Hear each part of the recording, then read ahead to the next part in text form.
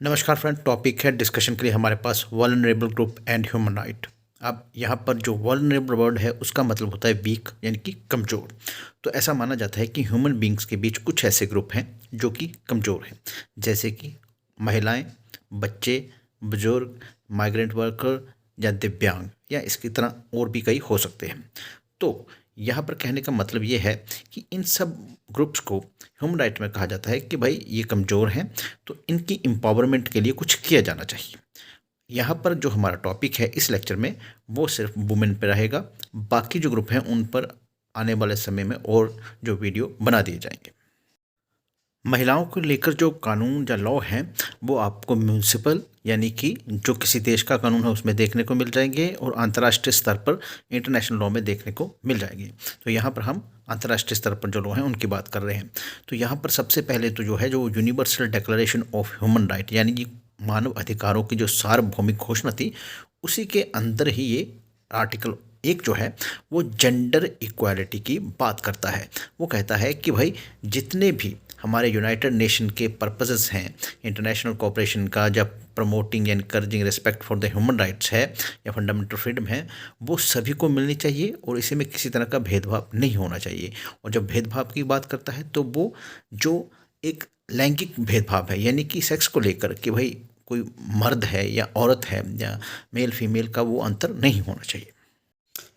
UDHR तो था, और उसके साथ commission on the status of women जो था उसकी स्थापना भी 1946 में की गई थी, जो कि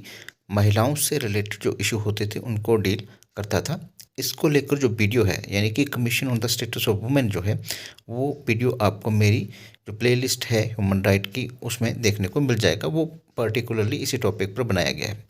ये सब होने के बावजूद भी जो था वेरियस कंट्री यानी अलग अलग देशों में अलग अलग तरह से अलग अलग सोसाइटी में जो एक भेदभाव था वो औरतों के प्रति जारी रहता है। तो यहाँ पर फिर एक और कदम उठाया गया जनरल असेंबली के द्वारा, जिसमें कि एक डिक्लेरेशन अडॉप्ट की 1967 में, जो की थी कि भाई वुमेन के अगेंस्ट जितनी भी तरह की कोई डिस्क्रिमिनेशन या भेदभाव है उसको एलिमिनेट किया जाए। फिर इसको इम्प्लीमेंट करने के लिए एक कन्वेंशन हुई जिसको कि elimination of all forms of discrimination against women CEDAW के नाम से जाना जाता है। इसको अडॉप्ट किया जनरल असेंबली ने 1979 को, कम इनटू फोर्स इसका 1981 को हुआ, और इस कन्वेंशन को international bill of rights for women भी कहा जाता है। तो ध्यान रखिएगा, ये एक अलग से एक एफर्ट था जो कि किया गया औरतों के अधिकारों को और ज़्यादा सशक्त करने के लिए। 1979 की जो कन्वेंशन थी जिसके अंदर की टर्म थी डिस्क्रिमिनेशन अगेंस्ट वुमेन, उसको डिफाइन किया गया कि भाई महिलाओं के विरुद्ध जो भेदभाव है उससे मतलब क्या होगा आपका। तो उसमें कहा गया कि इसमें किसी तरह का कोई भेदभाव हो सकता है, उनको बाहर करना, जो उन पर पाबंदी लगाना, इसलिए क्योंकि वो महिलाएं हैं। समाज के अलग अलग जैसे पॉलिटिकल, सोशल या कल्चरल, सिविल या अदर फील्ड जो होते हैं हमारे सामाजिक दैनिक जीवन के, उनमें उन पर पाबंदी लगाना और इससे उनको बाहर करना या उनकी जो एक सार्थकता है उसको कम करना, या उनकी प्रेजेंस या उनकी रिकॉग्निशन जो है उसको कम करना, ये सब चीज़ें उसमें इंक्लूड होंगी। इसी कन्वेंशन के पार्ट 3 के अंडर कुछ इस तरह के क्षेत्र मेंशन किए गए जहां पर कि महिला सशक्तिकरण की ज़रूरत है, और वो क्षेत्र कौन से थे? पहला शिक्षा, दूसरा स्वास्थ्य, तीसरा आर्थिक या जो सामाजिक लाइफ है उसके लिए, चौथा वुमेन जो कि रूरल या ग्रामीण क्षेत्र में है, पांचवा इक्वालिटी बिफोर लॉ यानी कि सभी को इक्वली ट्रीट किया जाए, महिला हो या पुरुष, छठा शादी या फिर जो पारिवारिक रिलेशनशिप है उसमें, और सातवां था एम्प्लॉयमेंट यानी कि रोजगार। नेक्स्ट है फ्रेंड इसमें इम्प्लीमेंटेशन प्रोसीजर कि यानी इस कन्वेंशन को इम्प्लीमेंट या लागू करने के लिए क्या प्रोसीजर है। तो उसके लिए आर्टिकल 17 है जिसके अंदर एक कमेटी बनाई जाएगी, जिसके कि जब ये कम इनटू फोर्स होगी तो 18 मेंबर होंगे, और जब इसके कन्वेंशन के यानी कि 35 स्टेट पार्टीज हो जाएंगी तो उसकी संख्या बढ़ाकर यानी कि मेंबर्स की संख्या बढ़ाकर 18 से 23 कर दी जाएगी। मेंबर जो होंगे वो एक्सपर्ट होंगे, हाई मॉरल स्टैंडिंग के होंगे, और जो कंपिटेंस रखते होंगे अपने अपने फील्ड का, ठीक है ना, जो भी कन्वेंशन के अंडर कवर किया गया हो। एक्सपर्ट जो होंगे इस कमेटी के वो स्टेट पार्टी जो होंगी उनके नेशनल से ही चुने जाएंगे, जो कि अपनी पर्सनल कैपेसिटी में सर्व करेंगे, और जो स्टेट पार्टी होंगी वो रिपोर्ट करेगी कमेटी को टाइम टू टाइम जो भी लेजिस्लेटिव, जुडिशियल या एडमिनिस्ट्रेटिव या अदर मेजर जो उसने अडॉप्ट किए हैं इस कन्वेंशन के अंडर इम्प्रूवमेंट के लिए महिलाओं के लिए, और कमेटी उन रिपोर्ट को अध्ययन करेगी, एग्जामिन करेगी and make recommendation and suggestion, और अपने जो सुझाव या किस तरह की कोई रिकमेंडेशन है वो उस पर दे सकती है। ये कमेटी जो है दोस्तों वो यूएन की स्पेशलाइज्ड एजेंसी को भी कह सकती है कि वही वो रिपोर्ट सबमिट करें किसी मैटर पर, या फिर जो एनजीओ या नॉन गवर्नमेंट ऑर्गेनाइजेशन होती हैं उनसे भी रिपोर्ट या कोई इन्फॉर्मेशन रिसीव करनी है तो वो ले सकती है। इसी के साथ ये अपनी एक्टिविटीज़ के लेकर जो रिपोर्ट है सबमिट करेगी जनरल असेंबली को थ्रू इकोनॉमिक सोशल काउंसिल। और साथ ही दोस्तों जो कमेटी है वो रिपोर्ट को एग्जामिन करने के बाद जो अपने व्यूज या रिकमेंडेशन है वो भी दे सकती है। यहाँ पर फ्रेंड इस बात का ध्यान रखेगा कि ये जो कंप्लेंट आई हो कमेटी के पास ये फ्रेश हो, और ये जो हो किसी और प्रोसीजर या इंटरनेशनल इन्वेस्टिगेशन या सेटलमेंट के अंडर जो है पहले से एग्जामिन ना की गई हो। कंप्लेंट का दोस्तों कन्वेंशन के अनुरूप होना बहुत ज़रूरी है, यानी कि जो कन्वेंशन के अंदर इशू बताए गए हैं उनसे ही रिलेटेड कंप्लेंट होनी चाहिए। और जब भी इस तरह की कंप्लेंट जो है वो कमेटी के द्वारा रिसीव की जाएगी तो कमेटी जो है उस कंसर्न्ड स्टेट को कहेगी कि भाई आप इससे रिगार्डिंग एक्शन लीजिए, और 6 मंथ का जो टाइम पीरियड है उस स्टेट को दिया जाएगा ताकि वो एक रिटन एक्सप्लेनेशन या स्टेटमेंट जो है वो सबमिट कर सके विद इन 6 मंथ। कमेटी के पास दोस्तों इंक्वायरी प्रोसीजर भी है जिसमें ये अपने मेंबर के द्वारा कॉन्फिडेंशियली यानी सीक्रेटली इन्वेस्टिगेशन करवा सकती है जब भी कोई ग्रेव या सीरियस वायलेशन होती है ह्यूमन राइट की किसी स्टेट पार्टी के द्वारा। कमेटी जो है टेरिटरी भी स्टेट की विजिट कर सकती है अगर ज़रूरत पड़े तो, ताकि इस तरह की जो वायलेशन हो रही है उसको रोका जा सके, और ये with in the consent of the state होगा, यानी स्टेट पार्टी जो कि अपनी सहमति देगी तभी वो विजिट कर सकेगी। और 6 मंथ के बाद जो कमेटी है वो अपनी रिकमेंडेशन फाइंडिंग या कमेंट्स जो भी हैं वो सबमिट करेगी। 6 मंथ के बाद जो स्टेट पार्टी है उसको बुलाया जाएगा, भाई आप बताइए कि आपने क्या स्टेप लिए जो कि आपको बताया गया था कि आप इस तरह की वायलेशन कर रहे हैं। पर ये जो है वो ऑप्शनल है स्टेट के लिए, ध्यान रखना ये जो प्रोसीजर है इंक्वायरी का ये ऑप्शनल है। स्टेट चाहे तो इसे अडॉप्ट कर सकती है, स्टेट चाहे तो इसको अडॉप्ट करने से इनकार कर सकती है। कमेटी का जो व्यू या रिकमेंडेशन होती हैं वो स्टेट पार्टी को भेज दिए जाते हैं, और स्टेट पार्टी के पास 6 मंथ का पीरियड है जिसमें कि वो रिटर्न रिस्पॉन्स प्रोवाइड करवाएगी कि भाई उसने क्या क्या एक्शन लिए इस तरह की प्रॉब्लम या इस तरह की जो ह्यूमन राइट वायलेशन होती है उसको क्योर करने के लिए। नेक्स्ट फ्रेंड 1999 में इसी कन्वेंशन का ऑप्शनल प्रोटोकॉल आया जिसको कि 2000 में लागू किया गया, और इसके आने का कारण ये था कि इसमें जो थी इंडिविजुअल कंप्लेंट सिस्टम प्रोवाइड करवाया गया था जो कि कन्वेंशन में नहीं था, कि व्यक्तिगत तौर पर अगर आपने शिकायत करनी है तो वो जो पहले की मूल रूप से जो कन्वेंशन थी उसमें नहीं था, इसमें उसको डाला गया जिसमें कि विक्टिम जो था वो अपनी गवर्नमेंट को बाईपास करके डायरेक्टली जो था वो अप्रोच कर सकता था कमेटी को, और उसमें फिर उसकी जो एक्सेस थी वो ज़्यादा बढ़ जाती थी। इस कन्वेंशन के आर्टिकल 2 के अंडर इंडिविजुअल कंप्लेंट सिस्टम जो था उसको प्रोवाइड करवाया गया था। उसके बारे में फर्दर कहा गया था कि भाई इस तरह का जो कम्युनिकेशन या कंप्लेंट होगी वो राइटिंग में होगी और गुमनाम नहीं होनी चाहिए, और जितनी भी डोमेस्टिक रेमेडी हो यानी कि आपके देश में जितनी भी रेमेडी हो वो आपने अवेल की होनी चाहिए। कन्वेंशन के बाद दोस्तों कुछ कॉन्फ्रेंसेस हुई हैं वुमेन पर जो कि मैक्सिको, कोपेनहेगन, नैरोबी और बीजिंग में 1975, 1980 और 1985 और 1995 में हुई हैं। ये जो कॉन्फ्रेंसेस थी इन्होंने पूरी जो इंटरनेशनल या अंतर्राष्ट्रीय बिरादरी थी उसको इकट्ठे किया ताकि जो वुमेन की कंडीशन है उसको इम्प्रूव किया जाए और उनको जो है एक जेंडर इक्वालिटी में लेके आया जाए जहाँ पर कि औरत और मर्द के बीच में कोई भेदभाव ना हो। तो चलिए अब 1 बाय 1 इन कॉन्फ्रेंसेस को थोड़ा ब्रीफली डिस्कस करते हैं। तो इसमें सबसे पहले जो थी हमारी वो फर्स्ट कॉन्फ्रेंस थी जो कि मैक्सिको में हुई थी 1975 यानी 1975 को ये कन्वीन की गई थी, और इसी साल जो था वो वुमेन ईयर को भी सेलिब्रेट किया गया 1975 को। 1976 से लेकर 1985 को डिक्लेयर किया गया वुमेन डिकेड, और 8 मार्च 1975 से ही स्टार्ट किया गया सेलिब्रेटिंग किस चीज़ की कि ये international women day by the UN, कि जो अंतर्राष्ट्रीय जो वुमेन दिवस या महिला दिवस होगा ये, तो इसकी शुरुआत भी यूएन ने 8 मार्च 1975 से की। तो यहाँ पर 3 ऑब्जेक्टिव जो थे इस कॉन्फ्रेंस में वो सेट किए गए in relation to equality, peace and development, जिसमें कि पहला था कि भाई लैंगिक समानता हो, किसी तरह का कोई भी लैंगिक भेदभाव जो है नहीं हो, जो औरत है और मर्द है उनको बराबर देखा जाए। नंबर 2 था integration and full participation of women in development, कि जो औरत है उसका जो उन्नति है या तरक्की है उसमें पूरा उसको जोड़ा जाए और उसका पूरी भागीदारी भी हो उसमें। नंबर 3 था an increased contribution by women towards strengthening world peace, कि जो वैश्विक शांति है उसमें जो औरत का योगदान है उसको भी स्ट्रेंथन किया जाए और उसको इंक्रीज़ किया जाए यानी बढ़ाया जाए।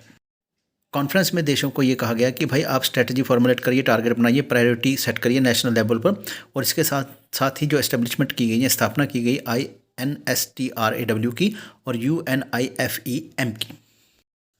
और जो फाइनल रिपोर्ट थी इस कॉन्फ्रेंस में, उसमें कहा गया कि भाई नेशनल प्लान स्ट्रेटजी जो हैं उनका इम्प्लीमेंटेशन जो है वो जो नीड्स या प्रॉब्लम है डिफरेंट कैटेगरी ऑफ वुमेन की, उनको ध्यान में रखते हुए बनाया जाए, या डिफरेंट ग्रुप जो है, एज ग्रुप जो हैं, जैसे कोई बच्ची है या जो कोई जवान है बुढ़ापे में, तो उनको देख कर ध्यान में रख के बनाया जाए। और साथ में जो डिसएडवांटेजेस में रहती हैं वुमेन या औरतें, है ना, जिनको कई तरह के जो डिसएडवांटेजेस होते हैं, चाहे वो रूरल एरिया में हो चाहे वो अर्बन एरिया में हो, उन पर फोकस जो है वो आपका ज़्यादा होना चाहिए। नेक्स्ट जो कॉन्फ्रेंस है हमारे पास दोस्तों, वो कोपेनहेगन डेनमार्क की कॉन्फ्रेंस है 1980 की। ये सेकंड वर्ल्ड कॉन्फ्रेंस थी वुमेन के राइट के ऊपर। और इसमें ये बात कही गई है कि भाई जितना भी आपने ये कन्फर्ड किया है वुमेन पर गारंटीज या राइट, इनका जो एक्सरसाइज है या इनका जो इम्प्लीमेंटेशन है वो उस तरह से नहीं हो रहा है, या उसमें बहुत ज़्यादा असमानता है। और फ्रेंड्स, साथ ही इस कॉन्फ्रेंस में जो एक ऑब्जेक्टिव्स थे इंटरनेशनल ईयर 1975 ईयर जो कि वुमेन ईयर है, उसको इम्प्लीमेंट करने की बात भी कही गई थी। साथ में जो डिकेड था 1976 से लेकर 85 तक, उसको भी इम्प्लीमेंटेशन करने की नेशनल लेवल पर जो स्टेट गवर्नमेंट है वो करें, इस बात को भी कहा गया था। तो यहाँ फ्रेंड इस कॉन्फ्रेंस में 3 एरिया जो थे आइडेंटिफाई किए गए जहाँ पर कुछ मेजर्स अडॉप्ट किए जा सकते हैं, जिसमें कि इक्वालिटी, डेवलपमेंट एंड पीस होगी। और ये एरिया कौन कौन से होंगे, जिसमें कि equal access to education, equal access to employment opportunity, equal access to adequate health care services, यानी कि जो शिक्षा है, जो रोजगार है और जो स्वास्थ्य सेवाएं हैं, वो सभी को बराबर बराबर मिलनी चाहिए, उसमें किसी तरह का कोई भेदभाव नहीं होना चाहिए। फाइनल रिपोर्ट जो थी इस कॉन्फ्रेंस की, उसमें इस बात को माना गया कि भाई लास्ट के 5 ईयर्स जो है उनका रिव्यू किया जाए, तो वुमेन्स का जो इंटीग्रेशन है, जो उनका जो पार्टिसिपेशन है, फॉर्मली वो एक्सेप्ट किया गया है वेरियस गवर्नमेंट्स के द्वारा। और बहुत सी स्टेट या कंट्रीज़ ने इस तरह के सीरियस एफर्ट भी किए गए हैं कि वुमेन को डेवलपमेंट में या उन्नति में उनको साथ लिया जाए अपने, और तब वो उन्नति जो है ज़्यादा बेहतर होगी। नेक्स्ट और तीसरी जो कॉन्फ्रेंस है वुमेन पर, वो नैरोबी केन्या में हुई थी 1985 में। Data presented by the United nation इस बात को रिवील किया, उसने बताया कि भाई ये जो प्रोग्रेस है वो सिर्फ limited number of the women या महिला को मिल रही है। नैरोबी कॉन्फ्रेंस में इस बात के लिए जोर दिया गया कि हम नए ऐसे तरीके ईजाद करें जिससे कि ये जो बाधाएं हैं, जो ऑब्स्टेकल हैं, उनको दूर किया जा सके, ताकि हमारे जो डिकेड के गोल हैं उनको हम अचीव कर सकें। और साथ ही इस कॉन्फ्रेंस में UN डिकेड फॉर वुमेन जो था उसकी भी समीक्षा की गई, और एक डॉक्यूमेंट अडॉप्ट किया गया जिसको Nairobi forward looking strategy for the advancement of the women के नाम से जाना जाता था। इस डॉक्यूमेंट में जो करंट सदी थी या जो सेंचुरी थी, उसमें जो वुमेन का स्टेटस कैसे इम्प्रूव हो उसके लिए स्ट्रेटजी थी, और उनकी डेवलपमेंट कैसे हो और उनको कैसे डेवलपमेंट के हर एस्पेक्ट के साथ जोड़ा जाए, इसकी बात की गई थी। और ये सब जो इम्प्रूवमेंट होंगी वो कौन कौन से एरियाज़ में होगी ये भी बताया गया, जिसमें कि कॉन्स्टिट्यूशनल और लीगल मेजर यानी संवैधानिक और कानूनी, इक्वालिटी इन सोशल पार्टिसिपेशन, जो सामाजिक जो पार्टिसिपेशन है उसमें इक्वालिटी होनी चाहिए, equality in political participation and decision making, यानी कि राजनीति में भी जाएं और वहाँ पर वो निर्णय लें। The Nairobi conference recognize that gender equality was not an isolated issue. इसमें कहा गया कि भाई ये जेंडर इक्वालिटी है ना, ये कोई अपने आप में कोई अलग इशू नहीं है, but encompassed all areas of human activity, पर जो मानव गतिविधि है उसके हर एरिया को इनकम्पास करती है, अपने में समेट लेती है। It was necessary for women to participate in all spheres, not only in those relating to gender. तो इसलिए वुमेन के लिए या औरतों के लिए ज़रूरी है कि वो हर स्पेयर, हर एरिया को जो है उसमें पार्टिसिपेट करें, सिर्फ जेंडर रिलेटेड एरिया में ही नहीं। नेक्स्ट है फ्रेंड हमारे पास 4th वर्ल्ड कॉन्फ्रेंस जो कि बीजिंग चाइना में हुई थी 1995 में। और ये ऐसा माना जाता है कि जितनी भी 4 कॉन्फ्रेंसेस हुई थी उनमें से सबसे ज़्यादा इम्पॉर्टेंट ये थी, और इसमें जो फोकस था वो जेंडर इक्वालिटी पे था, यानी लैंगिक समानता पर। और ऐसा कहा जा रहा था कि ये जो लैंगिक समानता या जेंडर इक्वालिटी है ये ऑल ओवर द वर्ल्ड होनी चाहिए। और साथ में इसमें Beijing declaration and platform for action जो था उसको अडॉप्ट किया गया था यूनानिमसली 189 कंट्री के द्वारा। It was for women empowerment, यानी कि महिला सशक्तिकरण पर था ये, बेस्ड ऑन जेंडर इक्वालिटी, जिसमें कि लैंगिक समानता जो कि ग्लोबली होनी चाहिए, यानी पूरी दुनिया में होनी चाहिए, इन 12 क्रिटिकल एरियाज। और ये जो क्रिटिकल एरिया थे वो आपकी स्क्रीन पे हैं, जिसमें women and poverty, education and training for women, women and health, violence against women, women and arm conflict, women and economy, women in power and decision making, institutional mechanism for advancement of women, human rights of women, women and the media, women and the environment, the girl child. ये सारे 12 critical areas थे। ये जो conference है इसका अंदाज़ा इसी बात से लगाया जा सकता है कि कितनी बड़ी थी, कि इसमें 17,000 जो पार्टिसिपेंट थे उन्होंने अटेंड किया था। इसमें से गवर्नमेंट डेलीगेट थे 6,000 और जो एनजीओ थे उसके 4,000 थे, मीडिया पर्सन 4,000 थे। तो इस तरह से ये एक बहुत ही ज़्यादा बड़ी जो कॉन्फ्रेंस थी जो कि वुमेन राइट के लिए की गई थी।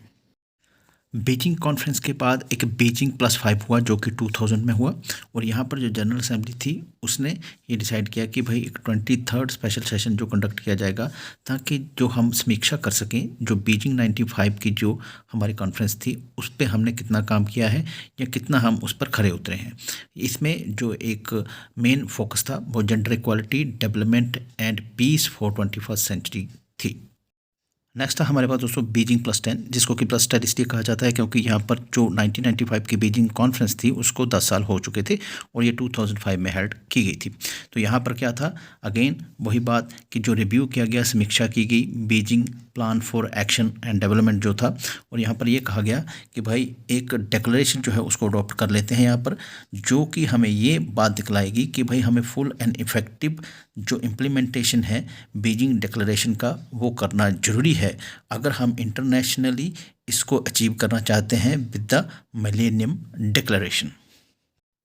नेक्स्ट है फ्रेंड हमारे पास बीजिंग +15 जो कि 2010 में हेल्ड की गई थी। इसमें एक डिक्लेरेशन अडॉप्ट की गई थी जिसमें कि ये वेलकम किया गया था या स्वागत किया गया था कि जो भी progress towards achieving gender equality अब तक की गई है वो कमेंडेबल है, और साथ ही ये प्रण भी लिया गया कि वही जो बीजिंग एक्शन प्लान है उसको हम पूरी जो सीरियसनेस है उससे लागू करने की कोशिश करेंगे।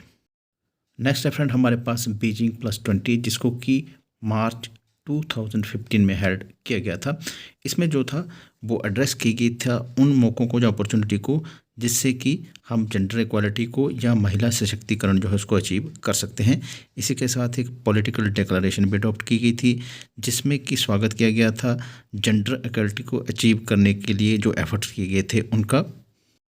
नेक्स्ट है हमारे पास बीजिंग +25 जो कि मार्च 2020 को हेल्ड किया गया था। इसमें फिर अगेन से रिव्यू किया गया बीजिंग प्लेटफॉर्म और एक्शन जो था उसका, और 64th जो सेशन था ये कमीशन का, यानी कि जो कमीशन फॉर वुमेन है उसका, और इसमें एक पॉलिटिकल डिक्लेरेशन भी अडॉप्ट की गई थी जिसमें कि अगेन जो वेलकम किया गया था प्रोग्रेस जो की थी full affected and accelerated implementation of the Beijing declaration जो किया गया है, यानी कि जो बीजिंग डिक्लेरेशन है उसको जो पूरी तरह से लागू किया था उसके लिए जो था वो जो प्रोग्रेस थी उसको वेलकम किया गया। और कोविड की वजह से इसमें कुछ ज़्यादा हो नहीं सका था, बस ये डिक्लेरेशन करके जो था इसको क्लोज कर दिया गया था। नेक्स्ट होगी हमारे पास बीजिंग +30 जो कि 2025 को होगी। इसमें जो पिछले 30 सालों का लेखा जोखा होगा बीजिंग कॉन्फ्रेंस का उसको डिस्कस किया जाएगा। नेक्स्ट है हमारे पास UN वुमेन जिसको कि स्थापित किया गया था जनरल असेंबली के द्वारा 2010 यानी कि 2010 को। हेडक्वार्टर इसका न्यूयॉर्क सिटी है यूनाइटेड स्टेट में, और हेड एट प्रेजेंट या इसकी चीफ जो है वो सीमा सामी बाउस हैं। और ये जो UN वुमेन है ये यूनाइटेड नेशन की एक संस्था है जो कि लैंगिक समानता और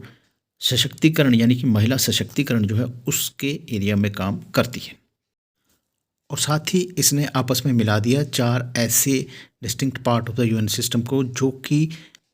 पूरी तरह से जेंडर इक्वालिटी या महिला सशक्तिकरण में काम करते थे। और ये जो 4 जो पार्ट्स थे UN सिस्टम के वो आपके राइट साइड में स्क्रीन में आपको देखने को मिल रहे हैं।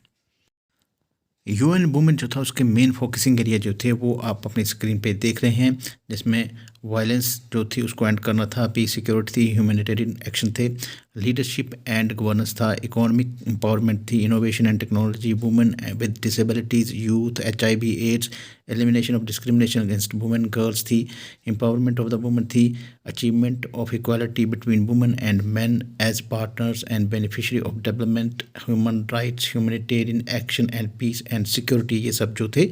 मेन फोकसिंग एरिया थे UN वुमेन के।